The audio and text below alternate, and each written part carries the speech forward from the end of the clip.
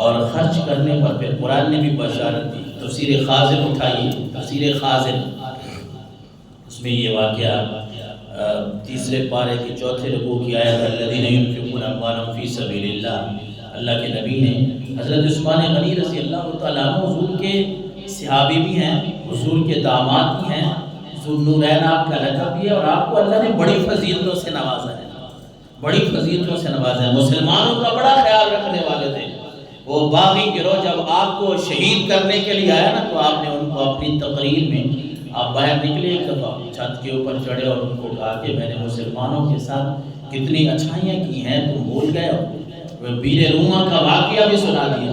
حضرت عثمان غنی جب مدینہ منورہ میں مسلمان آئے، مکہ مکرمہ چھوڑ کر، جو آج بھی باغ عثمان کے نام سے یا حضرت عثمان کا کنواں جسے کہا جاتا ہے، بیر عثمان کے نام سے مشہور ہے، تو مدینہ منورہ میں یہ مسلمان جب ہجرت کر کے آئے ہیں تو میٹھا پانی تو اس وقت اسی ایک کنویں کا تھا، اور وہ بھی کسی اور کی ملکیت ہے. کتابوں میں منقول ہے وہ کسی یہودی کی ملکیت تھا.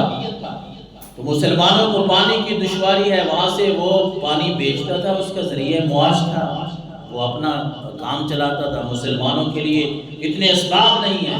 تو حضرت عثمان غنی نے ایک مرتبہ اسے کہا کہ آپ کچھ پیسے لے لیں، چلو سارا نہیں دیتا تو آدھا کنواں ہمیں دے دیں، مثال کے طور پہ دن بانٹ لیتے ہیں، میں پیسے ادا کر دیتا ہوں سارے مسلمانوں کی طرف سے.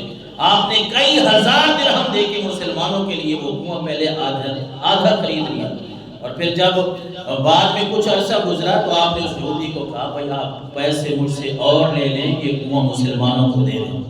پھر آپ نے بہت سارا پیسہ دے کر ہزاروں درہم، آج کے کروڑوں روپے بنتے ہیں، وہ دے کر پھر مسلمانوں کے لیے اللہ کے نبی کے پاس ہے، یا رسول اللہ، اللہ کے رسول یہ کنواں میں نے مسلمانوں کے لیے وقف کر دیا ہے.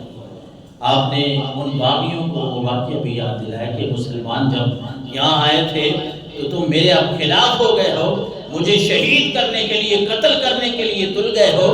تم یاد تو کریں یہ بیر روما جو ہے یہ کس نے تمہیں لے کے دیا ہے؟ یہ بھی تو میں نے لے کے دیا. مسلمانوں کی میں نے خدمت کی ہے، ایک ایک چیز جو ہے وہ مسلمانوں پہ میں نے وقف کی ہے. بلکہ قرآن کی تیسرے پارے میں اللہ تبارک و تعالیٰ نے آپ کی تعریف کی ہے.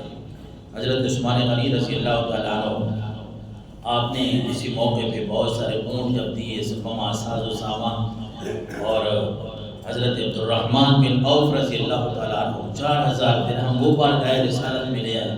آقا کریم علیہ السلام کے پاس جب اتنا سامان آیا آپ خوش ہوئے. اللہ تعالیٰ نے آیت نازل فرمائی الذین ينفقون اموالهم فی سبیل اللہ ثم لا يتبعون ما انفقوا منا ولا اذى لهم اجرهم عند ربهم ولا خوف علیہم ولا هم يحزنون. اے نبی آپ کے صحابہ وہ ہیں جو اللہ کے راستے میں مال خرچ کرتے ہیں، انہیں کوئی تما نہیں ہے، کسی سے کوئی لالچ نہیں ہے، کوئی احسان جتلانا نہیں ہے، کسی کو تکلیف دینا مقصد نہیں ہے. یہ اگر خرچ کرتے ہیں تو محض اللہ کی رضا کے لیے خرچ کرتے ہیں. اے نبی یہ آپ کے صحابہ جو مال لائے ہیں اس کو ہم نے قبول بھی کر لیا ہے اور یہ اللہ کی رضا کے لیے ہے، اور یہ وہ لوگ ہیں ولا خوف علیہم ولا هم يحزنون. اے نبی ایسے لوگوں کو نہ تو دنیا میں کوئی خوف ہے نہ آخرت میں یہ غمگین ہیں. اللہ کی رحمت ہر وقت ان کے ساتھ ہی ہے. ایک دفعہ سورۃ الاعلیٰ کی آیات ہیں تفسیر روح البیان میں سَيَذَّكَّرُ مَن يَخْشَىٰ وَيَتَجَنَّبُهَا الْأَشْقَىٰ الَّذِي يَصْلَى النَّارَ الْكُبْرىٰ. اس کے تحت صاحب تفسیر روح البیان، عربی کی تفسیر ہے، اردو میں بھی ترجمہ مل جاتا ہے، انہوں نے ایک واقعہ نقل کیا ہے. وہ کہتے ہیں کہ ایسے بندے کو اللہ تبارک و تعالیٰ نے تو دنیا میں ہی جنت دے دی. کہ حضرت عثمان غنی کا ایک واقعہ لکھتے ہیں، کہتے ہیں ایک منافق، ظاہراً منافق پہلے نہیں تھا، اپنے آپ کو مسلمان ظاہر کرتا ہے، اس کے ساتھ ایک انصاری صحابی کا گھر ہے. یہ روایت، یہ واقعہ جو ہے یہ سننا بھی ہے اور پھر حلال رزق پہ بھی ہے. جب میں پڑھ رہا تھا بڑا مزہ آیا کہ آج ایک تو ہم ہیں کہ ہم حلال رزق کمانا، حلال کھانا کہاں سے ہم کما رہے ہیں، کیسے اپنے بچوں کو کھلا رہے ہیں، آج ہم اتنی تمیز نہیں کرتے جتنی ہمیں کرنی چاہیے. اور ایک وہ لوگ تھے، ایک طرف ایک آدمی کا گھر ہے، دوسری طرف انصاری صحابی رہتے ہیں. وہ جو منافق ہے نا اس کے گھر ایک درخت ہے جو دوسرے صحابی کے گھر، وہ انصاری صحابی کے گھر جھکا ہوا ہے، اس کا پھل انصاری صحابی کے گھر آتا ہے۔ اب میرے خیال میں یہ تقوی اور پرہیزگاری ہے۔ اگر کوئی اس درخت کا پھل دوسرے گھر میں گر بھی جائے اور چند دانے اگر کوئی کھا لے تو کوئی اتنا بڑا گناہ نہیں ہے، کوئی اتنی بڑی بات نہیں ہے۔ ہم تو خیر اللہ ماشاء اللہ یہاں تو ہم تو خیال ہی نہیں رکھتے بھائی حلال حرام کس طرح ہم تمیز کریں۔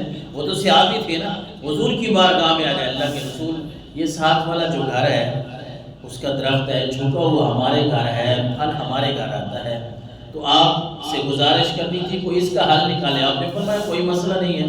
تو دوسرے کو اللہ کے نبی نے فرمایا کہ آپ اس طرح کریں کہ یہ درخت جو ہے وہ اس صحابی کی ملکیت میں دے دیں، میں جنت میں آپ کے لیے ایک درخت کا وعدہ کرتا ہوں۔ پہلے وہ نفاق چھپا کے بیٹھا تھا، مسلمان بنا ہوا تھا، یہاں اس کا کھل گیا، اس نے کہا نہیں میں نے تو نہیں دینا یہ ایک درخت، میں کیوں کہ میری ملکیت ہے۔